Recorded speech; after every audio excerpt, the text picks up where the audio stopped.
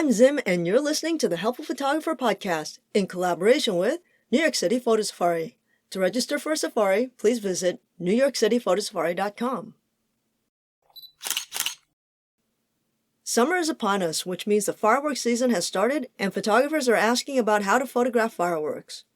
First of all, the largest annual 4th of July fireworks display happens right here in New York City, and it lasts 25 minutes. While the nightly Disneyland fireworks display lasts approximately 15 to 18 minutes. I'm not telling you this because I want to brag about New York City. I'm telling you this because this ain't a lot of time, so there won't be much time for trial and error. Since Disneyland has a fireworks display every night throughout the summer, you'll actually have plenty of opportunities to practice. That is, if you're lucky enough to live near a Disneyland. Aside from the very short duration, another problem with fireworks is that each display is choreographed differently, and unless you know the choreographer personally, it's going to be hard to know what to anticipate next. Unless you're shooting the Disney display, because it'll be the same night after night after night. Aside from trying to anticipate what's going to happen, the most important thing about shooting fireworks is getting the shutter speed right. If you decide to handhold your camera, you'll be forced to shoot at fast shutter speed, which means you'll only get dots of light rather than those nice long trails, which makes photographing fireworks so fun. I've come to find that the ideal shutter speed to get those trails of light is between 1 and 2 seconds. Much more than that, the fireworks become a bit of a mess. As for your aperture, well, that's a bit problematic, as it depends on what's happening, which is difficult to predict. I've found the most success between f8 and f11 at an ISO of 100. What you'll want to do is to take your first shot with one of these settings, quickly review the image, and then make adjustments accordingly.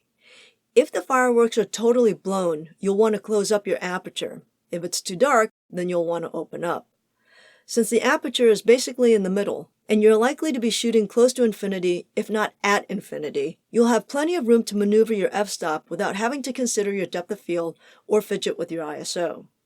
As it's difficult to anticipate what's going to happen next, and what you really want is more than one burst, you could consider a multiple exposure. If you have a camera that will do this, it's an easy option, but unfortunately, you'll need to decide how many frames you want ahead of time without knowing what's going to be in the sky. So another option might be to use your bulb mode with a cable release, which will allow you to leave your shutter open as long as you like. So after setting your ISO and your f-stop where you want it, set your camera on bulb. Before you click to open the shutter, hold a black map board in front of the lens. As soon as you see the explosion go off, remove the card.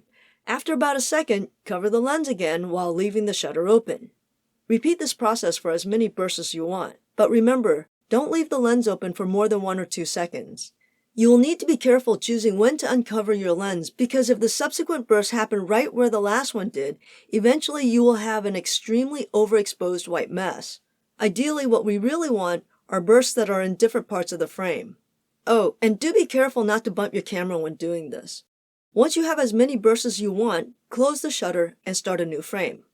If you want to practice this ahead of time but don't want to leave your house, here's a crazy idea. I know this may sound totally stupid, but it actually works. Go to YouTube and search for a fireworks video. Open the window up to the full size of your monitor. Put your camera on a tripod in front of the screen. Turn off all of your room lights, and then shoot it with the instructions I just gave you. Now, you may need a little more aperture because you're shooting your computer monitor, but fundamentally, this actually works, and you'll better understand the timing you'll need to get a great burst. Hopefully, this will give you enough practice to be successful during the real event. So far, I've only just talked about the fireworks. What about the rest of the landscape? Let's face it, just shooting the fireworks is pretty fun, but a great fireworks photo would probably include something like the New York City skyline along with the fireworks, right? Here's the problem. If you include something other than the fireworks, it's likely that it'll require a significantly different exposure than the 1 second at f11 at ISO 100. It's likely to be a much longer exposure. If it were me, I would plan to be there the night before to just shoot the skyline and to run a test to see what I needed my shutter speed to be. Let's say the correct shutter speed is 10 seconds. This would mean that if you moved your map board away from the lens 10 times and allowed the light to enter for 1 second each time, you're likely to get the building in the back pretty well exposed. But if you don't want that many bursts in the sky, then you're going to have a grossly underexposed skyline. On the other hand, let's say the skyline requires a 2-second exposure. Well, now you're kind of screwed, because if you move your map board away more than 2 times, you're going to have a blown out skyline. My inclination would be to set up my shot with a completely locked down tripod and to do a bracketed shot of the skyline before the fireworks started or after they finished. And then to do individual 1 and 2 second exposure of fireworks and merge the images in post-process.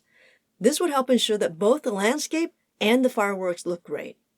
One last note. Over the past decade or so, fireworks displays are often set to music, and that music is usually broadcast via the internet or the radio. If you know ahead of time what song they will choreograph the fireworks to, you might be able to anticipate when the fireworks will slow down or speed up. One thing for sure is that most fireworks displays start slow, and then there's a big bit in the center as it slows down again, and then a huge finale. So keep an eye on your watch so you can time things out a little bit better. This is important because after the fireworks burst in the sky, they usually leave a lot of smoke behind.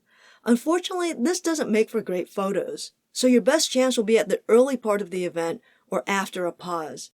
Sometimes there's enough of a pause in the fireworks that the smoke will clear and you get another chance. Yeah, there's a lot of moving parts to creating a great fireworks photo. And now you know why at the beginning of this podcast, I brought up the limited amount of time you have to shoot this.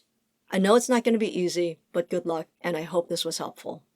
Until next time, keep on shooting!